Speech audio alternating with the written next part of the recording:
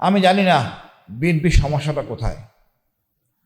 আমি আমাদের প্রধানমন্ত্রীর কোনো সমস্যা দেখতেছি না। সমস্যা হলো ওনার আশেপাশে উচ্ছিষ্ট লোকগুলি। এই লোকগুলি বিএনপির শত্রু। আজকে জামাতে ইসলামী বিএনপি দুটাই মজলুম। কোনো রকম বাধা ছাড়া আমরা উন্নতির চরম শিখরে যেতে পারি। দেখেন এই লোকগুলি ব্যাংক নিয়ে কি আবল তাবল কাজ করছে। এরা ছিল ঋণ খেলাপি, বানাইছে ঋণগ্রস্ত, মানে জাকাতের টাকা তারা দেন। এখন র্যাব আপনার কথা শুনবে না, ডিজিএফআই আপনার কথা শুনবে না, জনগণের সাথে তারা থাকবে। সুতরাং কথা ঠিক মতো বলেন, নাহলে কিন্তু অবস্থা খারাপ হবে। আওয়ামী লীগ ভারতে চলে গেছে বা যাইতে দেওয়া হয়েছে, আপনি কিন্তু যাইতে পারবেন না। আপনার পূর্বে হলো আপনি আরাকান, এরা মগ জাতি, আপনি বেশ সুবিধা করতে পারবেন না, বিপদে পড়বেন। একমাত্র পথ খোলা বঙ্গোপসাগর, এইখানে আপনার সাঁতার শিখতে হবে। আমি বলবো আবল তাবল বলার আগে সাঁতার শিখেন। কতটুকু সাঁতরাতে পারবেন আপনি ভালো জানেন। এই জনগণ আপনার দায়িত্ব দেবে না। এটা কতটা গাদ্দারি হইতে পারে। আমরা আবু সাইদকে এখনো সম্মানিত করতে পারি নাই, অসীমকে সম্মানিত করতে পারি নাই, মুগ্ধকে সম্মানিত করতে পারি নাই। এদের রক্তের উপর দিয়ে আজকে এই সরকার। আবার এদের গুণগানও গাচ্ছেন কিছু সুশীল। আমি জানি না ওনারা এই বিপ্লবের শক্তিটা ধারণ করতে পারেন নাই, তাই এক একজন এক এক কথা এক একবার বলেন। শ্রীলঙ্কা থেকে বলেন উনি সব পরিচালনা করছেন, আরেকজন বলেন আমেরিকার রাষ্ট্রদূত উনি নাকি পরিচালনা করছেন। আমি নিজ চোখে দেখছি এটা সব ছাত্রদের, আর মূল পরিকল্পনাকারী ছিলেন মহান আল্লাহ তাআলা। এটা একটা বিশাল বিজয়, পৃথিবীর ইতিহাসে মানে বিরল। অস্ত্র ছাড়া বিজয়, অস্ত্র ছাড়া বিজয়, হেলিকপ্টারের বিরুদ্ধে, ট্যাঙ্কের বিরুদ্ধে, স্নাইপার রাইফেলের বিরুদ্ধে। আমরা পরীক্ষা দিয়ে সাহসী জাতিতে উপতীর্ণ হয়েছি। এটা যেমন ভারত চায় না, আমাদের সুশীলরাও চায় না।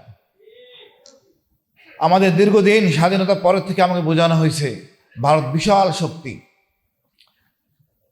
কিন্তু আমরা তা প্রমাণ করছি আমরা আসলে শক্তিশালী জাতি।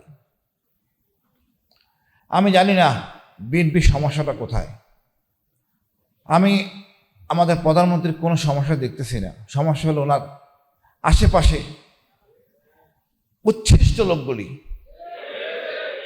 এই লোকগুলি বিএনপির শত্রু। আজকে জামাতে ইসলামী বিএনপি দুটাই মজলুম। কোনো রকম বাধা ছাড়া আমরা উন্নতির চরম শিখরে যেতে পারি। দেখেন এই লোকগুলি ব্যাংক নিয়ে কি আবল তাবল কাজ করছে। এরা ছিল ঋণ খেলাপি, বানাইছে ঋণগ্রস্ত, মানে জাকাতের টাকা তারা দেন। ঋণগ্রস্তকে তো জাকাতের টাকা দেওয়ার একটা ফয়সালা আছে, সেটা এইটাও খাবে। লজ্জা লাগে না? কার টাকা খাচ্ছে?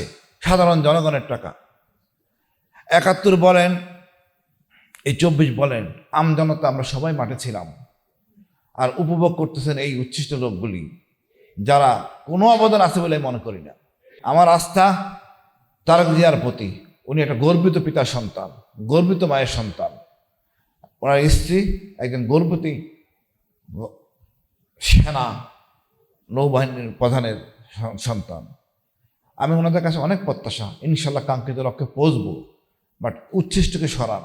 এটা আবল তাবল বলতেছে এই শিক্ষামন্ত্রী, ওনার ছেলে মেয়ে বিদেশে, কি আবল তাবল বলে আমি জানি না। একটা নারীর যদি কোমর পর্যন্ত ভিজে যায়, সে পরীক্ষা দেয় কিভাবে? তার মা যাবে, বাবা যায় সাথে আজকালকার দিনে। উনি সেই পুরানো আমলের কনসেপ্ট নিয়ে বসে আছেন। আর ক্ষমতাতে অসুবিধা কোথায়? ক্ষমতা আপনি বড় হন, ছোট হন না, এই ইগো থেকে বেরিয়ে আসেন। আজকে ছাত্র সে আগের দিনে ছাত্র নাই। এটা চরম শক্তি, জেনারেশন, নতুন প্রজন্ম। এদেরকে আপনি আবল তাবল কথা বলে হবে না। আগে আমরা বহু কিছু বলছেন, ৭১ আগেই আমরা বিশ্বাস করতাম না, তারা মিথ্যা বলে না। আমরা এতদিনে দেখছি আপনার সব মিথ্যাবাদী, সব বাটপার, সব ভারতের তোষক, মানে ভারত প্রেমে আসক্ত। আমাদের এই ধরনের নেতা দরকার নাই। আপনারা আমাদের টাকায় চিকিৎসা নেন বিদেশে, আর জনগণ চিকিৎসা পায় না। আপনাদের কাছে কি বলবো? আপনারা যদি সোজা না হন, এই বিপ্লব কিন্তু থেমে যায়নি। এটা অসমর্থ বিপ্লব। আওয়ামী লীগের অনেক শক্তি ছিল, সকল বাহিনী, তার বাপের সম্পত্তি ছিল, কিন্তু আপনি কিন্তু সেটা করতে পারবেন না। পুলিশ, সেনাবাহিনী, আমাদের গোয়েন্দা বাহিনী জনগণের, দেশের, আপনার না। আপনি সে আগের চেতনায় আছেন, সেটা হবে না।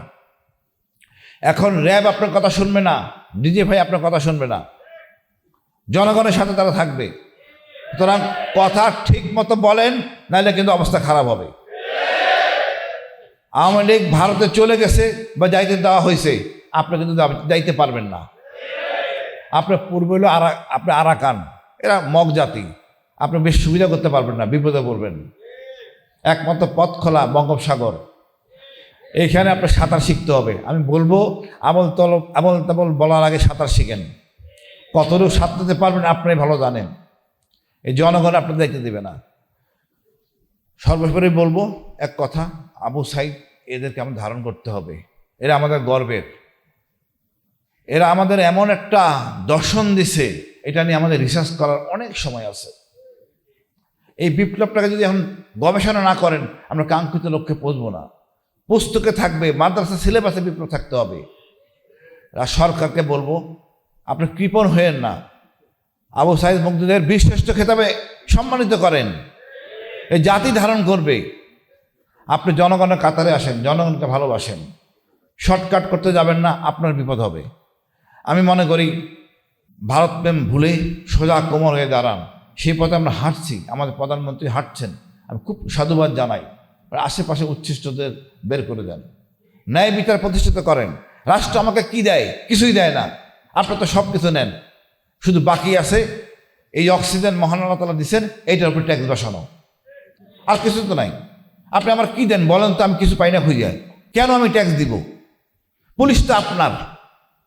আমি একটা চুরি বা কোনো সুবিধার জন্য গেলে পুলিশ এমন ভাব করে মনে হয় মহাবিপদে আমি পড়ছি। পুলিশকে সেবক করার জন্য প্রয়োজনীয় ব্যবস্থা গ্রহণ করেন। এই পুলিশ যারা পুলিশে ঢুকে ভালো ছেলে ছিল, সৎ ছেলে ছিল, পুলিশে ঢুকে এরা অসৎ, এরা আপনারা বানান। ঢোকার সময় চাঁদার টাকা নেন, তারপরে তাকে এমন কাজ দেন যাতে সে বাধ্য হয় চুরি চামারি করতে। তা আমাদেরকে আর অসৎ বানাবেন না। আপনারা অসৎ থাকেন, আমাদেরকে ঝামেলা জড়াবেন না। আমরা ন্যায় ইনসাফের মধ্যে থাকতে চাই। আমরা রাষ্ট্রের কাছে একটাই চাই, ইনসাফ আর ভারতের আধিপত্য মুক্ত বাংলাদেশ। আমাদের যা আছে তা নিয়ে চলবো। সেনাবাহিনীকে শক্তিশালী করব, সমাজ জন্য সামরিক প্রশিক্ষণ বাধ্যতামূলক। রাজনীতিবিদরা অনেক কিছু জানেন না, কোনো একাডেমি নাই।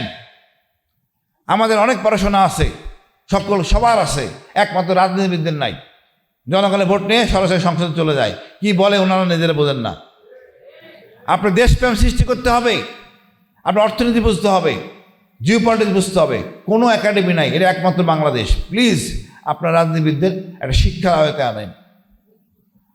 আপনাদের অশেষ ধন্যবাদ। আসসালামু আলাইকুম।